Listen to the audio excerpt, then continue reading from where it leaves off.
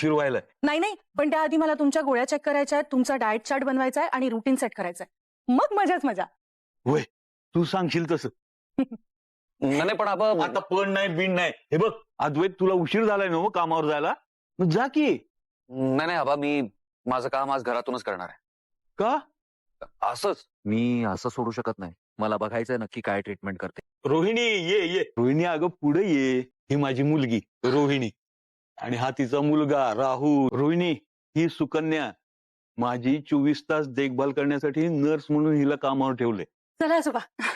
मग बघितलंस ना तो म्हातारा कसला खुश झालाय ते. ती 1.5 दमडीची नर्स घरात आल्यामुळे ना घरातलं वातावरण परत बदलणार आहे आता. त्यात ती आता 24 तास आबांची काळजी घेणार आहे. आणि तुम्ही येण्याआधी तर ती असं म्हणत होती की मी आबांना त्यांच्या पायावर उभं करणार आहे. मॅम अहो, आबा बरे झाले ना तर काय होणार, तो थेरडा तसाही म्हाताराच झालाय. आपली खरी भीती तर अद्वैत आहे आणि म्हणून त्याला आधी संपायला, तोपर्यंत त्या म्हाताऱ्याला राहू द्या तसंच. तसं नाहीये मामा.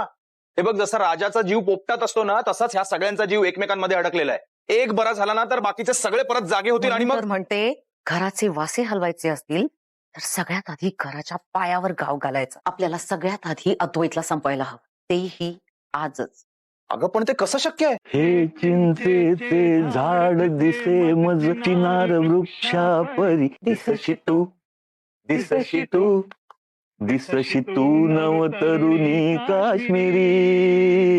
हे चिंचेचे झाड. आता दुसरं गाणं लावते.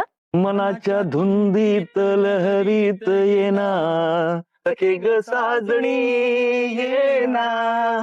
जराशी सोडून जनरीत येना सखे ग साजणी येना सखे ग साज.